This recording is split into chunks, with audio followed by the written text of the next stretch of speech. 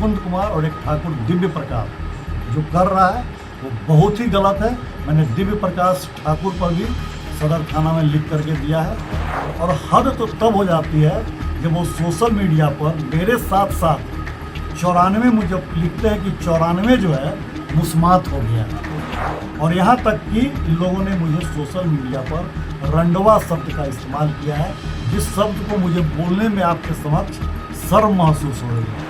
कभी ये लोग क्या करेंगे, किसी का फोटो पीछे से और कोई नर्तकी के साथ उनका डांस लगा देंगे और लिखेंगे कि ये हैं 94 मुजफ्फरपुर के विधायक। नमस्कार, आप देखना शुरू कर चुके हैं लाइव सिटीज को। मेरा नाम अभिषेक है। बिहार के मुजफ्फरपुर से एक बड़ा मामला सामने आया है। आपको पता है कि बीजेपी विधायक रंजन कुमार को जान से मारने की धमकी दी गई थी, लेकिन अब आपको बता दें कि इसमें एक सीसीटीवी फुटेज भी सामने आया है जिसको लेकर नेता प्रतिपक्ष तेजस्वी यादव ने ट्वीट किया है। ट्वीट करते हुए साफ साफ लिखा है कि मुजफ्फरपुर के नगर विधायक तांडव मचा रहे हैं, घर में घुसकर मारपीट कर रहे हैं। ऐसा आरोप नेता प्रतिपक्ष तेजस्वी यादव की ओर से लगाया गया है। उन्होंने एक वीडियो जारी किया है जिसमें कई गंभीर आरोप लगाए हैं। अब देखना होगा कि क्या कुछ होता है, लेकिन बीजेपी विधायक रंजन कुमार ने साफ साफ कहा है कि उन पर कमेंट किए जा रहे थे, उन पर कई सारी चीजें की जा रही थी। और नेता प्रतिपक्ष तेजस्वी यादव ने तो ये भी कहा है कि सीएम कब एक्शन लेंगे, सीएम इनकी जाति देखेंगे क्या। वहीं बीजेपी विधायक रंजन कुमार ने साफ साफ कहा है कि उनके सोशल मीडिया अकाउंट पर कमेंट किए जा रहे थे, गंदी गंदी गालियां दी जा रही थी, और जब बातचीत करने गए तो AK-47 से भून देने तक की बात कही गई। लेकिन दोनों तरफ से थाने में मामला दर्ज कराया गया है। बीजेपी विधायक रंजन कुमार ने क्या कुछ कहा है वो भी आप सुन लीजिए।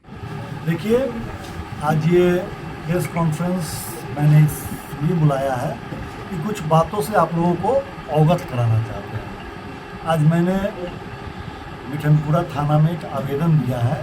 कुछ लोग हैं अपने, मेरे विधानसभा के कुछ लोग हैं जो लगातार बेकार की बातों को लेकर के सोशल मीडिया पर मेरे चरित्र हनन का लगातार प्रयास करते हैं। चुनाव के पूर्व से विशेष करके 2 लोग, और भी 2-4 लोग हैं, लेकिन मैं 2 लोगों का नाम खुले आपको बताता हूँ। एक मुकुंद कुमार और एक ठाकुर दिव्य प्रकाश।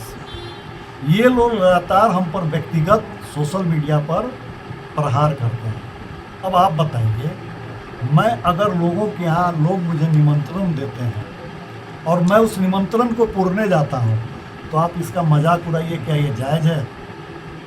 अगर मैं सोशल मीडिया का युग है, मैं जो काम करता हूँ, अगर उस काम का अगर रील बना करके सोशल मीडिया प्लेटफॉर्म पर डाला जाता है तो यह गलत है क्या? अब इन बातों को लेकर के अगर आप मेरे चरित्र हनन का प्रयास करते हैं कि हम भोज खाने में लगे हुए हैं, हम रील बनाने में लगे हुए हैं, हम इसीलिए मंत्री नहीं बन रहे हैं कि हम भोज खाने में या रील बनाने में छूट गए और हमको आगे भी भोज खाने की इच्छा है, इस सब तरह की बात लिखना और साथ में मेरा फोटो लगा करके लिखना, और हम किस हाथ में सूता रक्षा सूत्र बांधें वो भी वही लोग तय करते हैं कि बायां हाथ में बांधें कि दाहिना हाथ में बांधें, इस चीज़ को लेकर के करते हैं। और हद तो तब हो जाती है जब वो सोशल मीडिया पर मेरे साथ साथ 94 मुझे लिखते हैं कि 94 जो है मुस्मात हो गया है। आप समझ सकते हैं कितना आपत्तिजनक शब्द है ये मुस्मात हो गया है। और यहाँ तक कि इन लोगों ने मुझे सोशल मीडिया पर रंडवा शब्द का इस्तेमाल किया है, जिस शब्द को मुझे बोलने में आपके समक्ष शर्म महसूस हो रही है। मैं इन सब बातों से, ये लोग लगातार जो लिख रहे हैं, इसके लिए मैं जिला प्रशासन को, पुलिस कप्तान को, साइबर DSP को पिछले मैं 2-2.5 महीने से लगातार बताता रहा हूँ। ये देखिए, ये लोग ऐसे ऐसे करते हैं।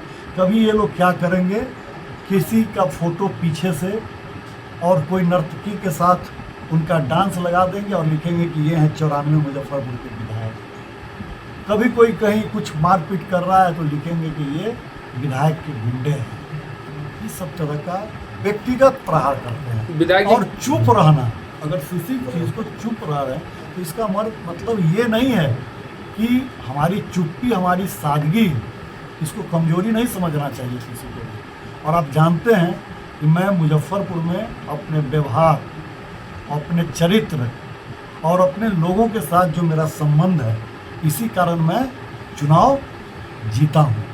और इस तरह से एक जनता के द्वारा वैसे चुने हुए प्रतिनिधि हूँ मैं, जो चुनाव में 30 राउंड में मैं चुनाव जीत करके आया हूँ। मतलब क्षेत्र की चारों ओर की सर्वस्व जनता ने, चाहे वो कोई भी जनता हो, किसी जाति से, किसी समाज से आते हो, सभी ने हमको समर्थन दिया है। और उस तरह से के चुने हुए प्रतिनिधि पर क्या इस तरह का आरोप लगाना, इस तरह का भद्दी बातें सोशल मीडिया प्लेटफॉर्म पर लिखना जायज़ है?